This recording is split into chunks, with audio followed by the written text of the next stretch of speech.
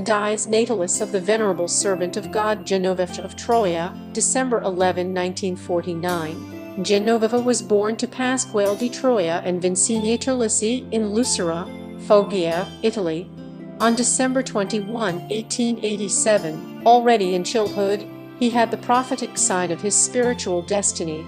At the age of 4, an infected wound appeared on his right leg that will never heal, accompanying her throughout her life.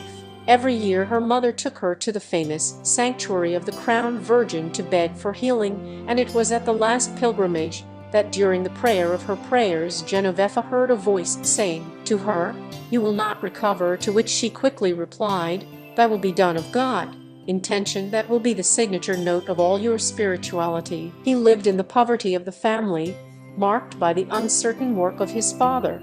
In 1901, at the age of 12, he attended but unsuccessfully the School of the Sisters of Charity. For that he had to learn the trade of seamstress, also had another month of experience at service of a family in Trani and then another in Lucera. In 1913, following the occasional nature of a job found by his father, the family moved to Foggia, from where he will never leave, except to escape the bombings of World War I, when he moved to Troy in 1943 to return there in 1945. In the prime of her youth, the disease that had been hatching for years revealed itself in all its drama, forcing her to lie down from where she will never rise again.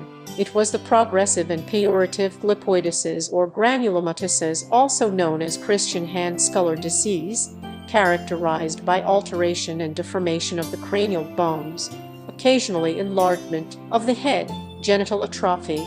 In this case it was flagellated from head to toe, while his body was shrinking gradually, victim of a hypophysary dwarfism. While staying in bed all the time produced rotten ulcers in various parts of the body. The image we know of her shows her all covered with bandages. In 1931, he wore the habit of the Franciscan tertiary. Her cell, as she called it, was transformed into a prayer cynicle and apostolic center with the help of the parish Catholic Action missionaries. Although practically illiterate, he dictated letters he sent everywhere, carrying the message of perfect joy.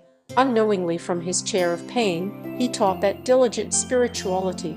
Not far from Foggia, in Giovanni Rotondo, St. Pio of Pietrelcino, in the same years, proclaimed more visibly with his stigmas and social initiatives. Although at birth, given her fragility, she was predicted 24 hours to live, Genoveffa was nailed to her cross for 62 years, passing away on December 11, 1949. His body was first buried in Foggia Cemetery, then moved in 1965 to the Church of the Immaculate Conception of Capuchins. The ordinary process on his reputation of holiness began in the Diocese of Foggia on November 24, 1958, and completed on April 25, 1967. The process of no cult, which began on November 10, 1966, was completed on April 25, 1967. All the finished processes were handed over by the diocese to the Holy Congregation of Rites. On July 15, 1967, the decree of opening the process in that congregation was granted. On July 10, 1970, St. Paul VI approved the writings of the servant of God. On March 7, 1992, the heroicity of his virtues was decreed by Pope St. John Paul, so it subtracts only the approval of a miracle that passes to beatification.